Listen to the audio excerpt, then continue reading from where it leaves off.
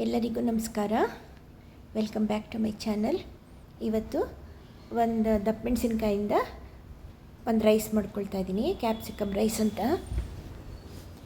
ಅನ್ನ ಉಳಿದೋಗಿದೆ, ಅದಕ್ಕೋಸ್ಕರ ಇದನ್ನು ಮಾಡ್ಕೊಳ್ತಾ ಇರೋದು. ಬೆಳಗ್ಗೆ ಎದ್ದಿದೆ ತಿಂಡಿ. ಇವಾಗ ನೋಡಿ, ಎಳ್ಳು ತೊಗೊಂಡಿದ್ದೀನಿ 1 ಸ್ಪೂನು, ಹುರಿದಿದ್ದ ಕಡಲೆಕಾಯಿ ಅದು 2 ಸ್ಪೂನ್ ತೊಗೊಂಡಿದ್ದೀನಿ, ಧನಿಯಾ 1 ಸ್ಪೂನ್ ತೊಗೊಂಡಿದ್ದೀನಿ, ಉದ್ದಿನಬೇಳೆ ಕಡಲೆಬೇಳೆ ಅರ್ಧ ಸ್ಪೂನು, ಒಂದು 5-6 ಬ್ಯಾಡಗಿ ಮೆಣಸಿನ್ಕಾಯಿ ತೊಗೊಂಡಿದ್ದೀನಿ, ಈರುಳ್ಳಿ ಉದ್ದುದ್ದು ಕಟ್ ಮಾಡಿದ್ದೀನಿ, ಟೊಮೊಟೊ 1 ತೊಗೊಂಡಿದ್ದೀನಿ, ಈರುಳ್ಳಿ 1 ತೊಗೊಂಡಿದ್ದೀನಿ, ದಪ್ಪ ಮೆಣಸಿನ್ಕಾಯಿ 1 ತೊಗೊಂಡಿದ್ದೀನಿ.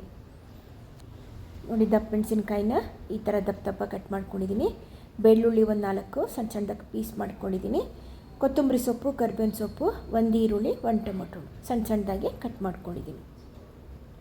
ಈಗ ಫಸ್ಟು ಈ ಮಸಾಲೆ ಹುರ್ಕೊಂಬಿಡೋಣ. ಮೆಣಸಿನ್ಕಾಯಿ ಹಾಕ್ಕೊಂಡಿದ್ದೀನಿ, ಕಡಲೆಬೇಳೆ ಎಲ್ಲ ಕೆಂಪಗೆ ಹುರ್ಕೋಬೇಕು. ಈಗ ನೋಡಿ, ಅದರೊಳಗಡೆನೇ ನಾನು ಧನಿಯಾ, ಎಳ್ಳು ಮತ್ತು ಹುರಿದಿರೋ ಕಡಲೆಕಾಯಿ ಇತ್ತಲ್ಲ ಅದಷ್ಟು ಹಾಕ್ಕೊಂಡು ಇವಾಗ ಒಟ್ಟಿಗೆ ಹುರ್ಕೊಳ್ತಾ ಇದ್ದೀನಿ. ಈಗ ಉದ್ದಿನಬೇಳೆ ಅದನ್ನು ಹುರ್ಕೊಳ್ತಾ ಇದ್ದೀನಿ ಕೆಂಪಗೆ.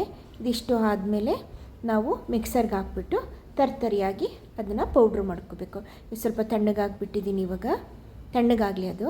ಈಗೊಂದು ಅದೇ ಪ್ಯಾನ್ ಒಳಗೆ ನಾನು ಎಣ್ಣೆ ಹಾಕ್ಕೊಂಡಿದ್ದೀನಿ, ಸಾಸಿವೆ ಹಾಕ್ಕೊಂಡಿದ್ದೀನಿ. ಈಗ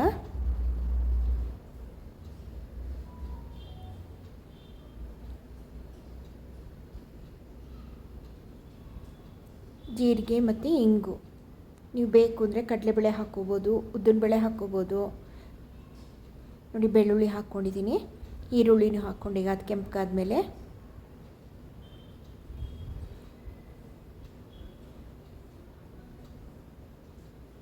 ಇದೊಂಚೂರು ಚೆನ್ನಾಗಿ ಫ್ರೈ ಮಾಡ್ಕೊಳ್ಳೋಣ. ಈಗ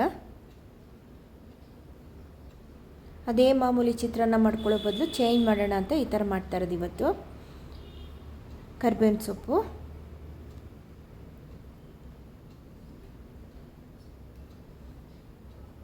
ಇದಕ್ಕೆ ಇದೇ ಪುಡಿ ಮಾಡ್ಕೋಬೇಕು ಅಂತೇನಿಲ್ಲ. ವಾಂಗಿಬಾತ್ ಪೌಡ್ರ್ ಇದ್ದರೆ ಅದನ್ನು ಹಾಕ್ಕೋಬೋದು. ನಾನು ಯೂಶ್ವಲಾಗಿ ವಾಂಗಿಬಾತ್ ಪೌಡ್ರೇ ಹಾಕ್ಕೊಳ್ತೀನಿ. ಅದು ಇರಲಿಲ್ಲ, ಖಾಲಿಯಾಗಿತ್ತು, ಮಾಡ್ಕೋಬೇಕು ತಿರ್ಗಾ. ದಪ್ಪ ಮೆಣಸಿನ್ಕಾಯಿ ಹಾಕ್ಕೊಂಡಿದ್ದೀನಿ. ತುಂಬ ಮೆತ್ತಗಾಗೋಂಗೆ ಇದನ್ನು ಬಾಡಿಸ್ಕೋಬಾರ್ದು.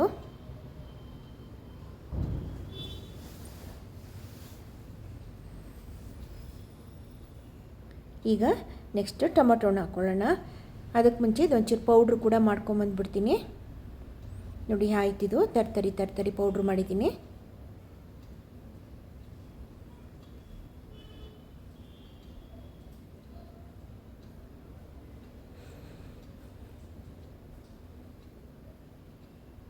ಇದಕ್ಕೆ ಈಗ ಉಪ್ಪು ಹಾಕ್ಕೊಳ್ಳೋಣ, ಅನ್ನಕ್ಕೆ ಸೇರಿಸಿ ಉಪ್ಪು ಹಾಕ್ಕೊಳ್ಳೋಣ.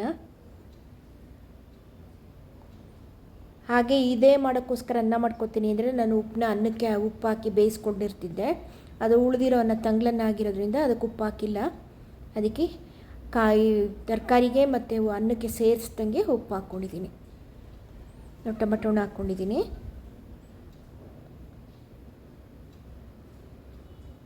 ತುಂಬ ಮೆತ್ತಗಾಗೋ ಹಾಗೆ ಇದನ್ನೆಲ್ಲ ಬೇಯಿಸಬಾರ್ದು.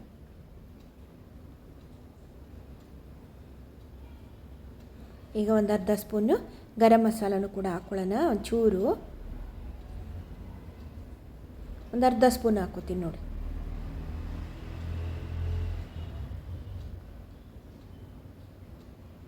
ತುಂಬ ಟೇಸ್ಟಿಯಾಗಿರುತ್ತೆ,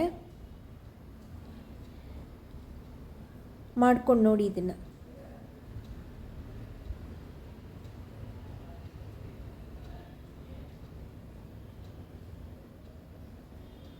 ಇನ್ನು ಇಷ್ಟಿರೋ ಅನ್ನದಲ್ಲಿ ನನಗೆ 3 ಜನಕ್ಕೆ ಊಟ ಮಾಡ್ಬೋದು, ಅಷ್ಟಿದೆ ಇದು. 3 ಜನ ತಿಂಡಿ ತಿನ್ಬೋದು ಇದರಲ್ಲಿ.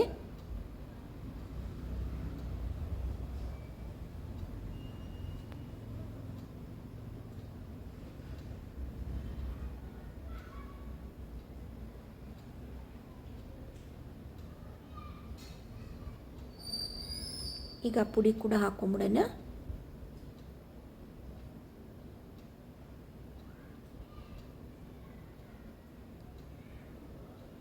ಹಾಕ್ಕೊಂಡು ಇದಕ್ಕೊಂದು ಸ್ವಲ್ಪ ನಿಂಬೆಹಣ್ಣು, 1 ನಿಂಬೆಹಣ್ಣು ಹಾಕ್ಕೊಂಡು ಚೆನ್ನಾಗಿ ಮಿಕ್ಸ್ ಮಾಡಿ ಕೊತ್ತಂಬರಿ ಸೊಪ್ಪು ಹಾಕಿದ್ರೆ ಈ ಕ್ಯಾಪ್ಸಿಕಮ್ ರೈಸ್ ರೆಡಿ.